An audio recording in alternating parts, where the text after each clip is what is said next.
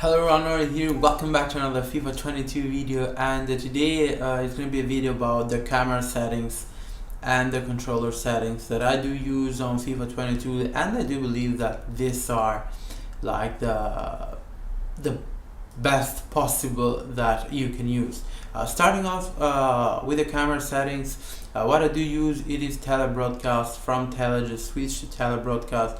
Absolutely, you're gonna have the game is gonna feel like faster. You're gonna see almost the whole pitch, and it's gonna be like very nice to really play FIFA. Another way that pro players really do use it is the co-op camera, but the players do look so small, man. I mean, it is so high. I really do not like it. I mean, it does not look as a FIFA at all game, but what I would recommend, absolutely, it just has to be telebroadcast with custom to 20 height and camera zoom to 0.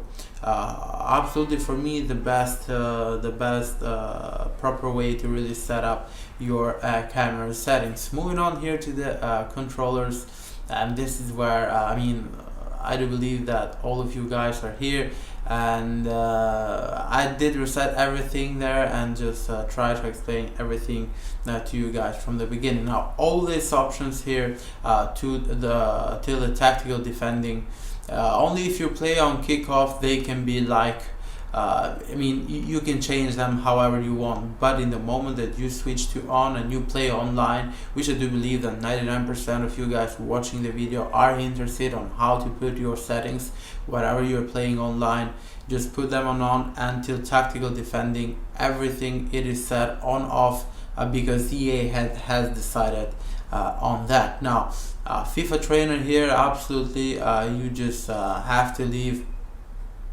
on hide because even if you're you have just started FIFA 22, you absolutely do not want the arrows and all of that. Let's try to explain you the game. I mean, just put that on hide. Time finishing, FIFA 19 it was the main thing, let's say, but even on the FIFA 22 it is coming back. There are players who can really use time finishing very well and do those time finesse shots are going to be absolutely deadly. If you guys can really use time finishing, I would absolutely suggest to leave that on to score some beautiful goals on different and difficult angles, and just leave that on. Next, player switch indicator, absolutely one of the main features. It just has to be on, man. I mean, it will show that a secondary the white arrow to the next player, and it's gonna be easy for you to stick with the right stick or with the left with the L1, so it will show you which player you're gonna select next. Pass block assistance, of course, that you have to leave it on. You want some help from the EA in the moment that you're defending. The players that you're not controlling can move properly to recover the ball. Auto switching, I absolutely do like to leave it on air balls and loose balls, but what I would not recommend, please just do not leave it on automatic. Otherwise you can go with only air balls, only loose balls, or even manual, but I would recommend to leave it on air balls and loose balls. Auto switching move assistance, leave that at none. You absolutely need to try to take control of the game by yourself. I mean, you just trust me on the switching. You have to do everything on manual, not really get help from the EA. Clearance assistance, now if you leave it on classic, whenever you're pressing a circle or on the next to clear the ball, EA will decide for you. But whenever you're leaving at directional, which I do suggest to leave it like that, you're gonna choose in which area of the pitch to really clear the ball and maybe start a nice counter attack while doing that. Player lock, it was a feature introduced on FIFA 21.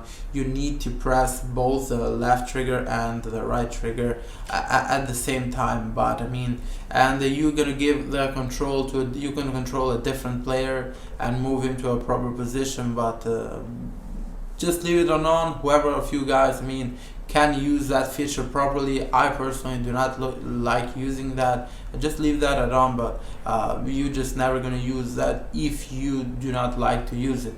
Icon switching, I did left that on. I tried what it was. On the moment that you press the right trigger here, different icons are gonna appear on your player's head, and you just can't select there. It's just a strange feature, let's say. I would suggest to leave it on off. I mean, you absolutely do not want that whenever like you are defending.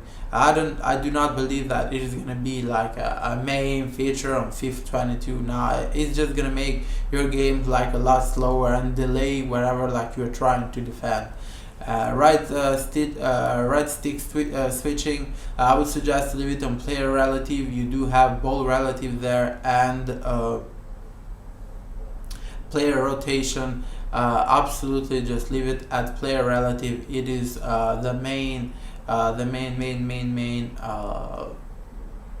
way to really switch the to really switch, man. I mean, whenever like you're defending, you just want to switch like with the right stick and pick the player that you absolutely want to pick. So just leave it at player relative. Ground pass assisted cross is the only feature that you're gonna change there. Put it on semi.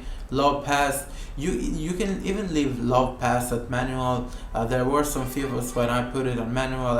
Even this year, I do believe that the best way to really play it has to be on manual, because you can control the absolute the power of the through balls, and that is like something amazing, because in this FIFA 22 the through balls are really overpowered. Analog sprint, leave it on. Save assistance, I do not know what that does on the game, but pass receiver, leave it at late. So yeah, this is pretty much it, guys. I mean, I hope you did enjoy it. Any questions that you got, leave them in the comments down below. I will try to reach to every single one of them. Thank you guys again for watching, and bye.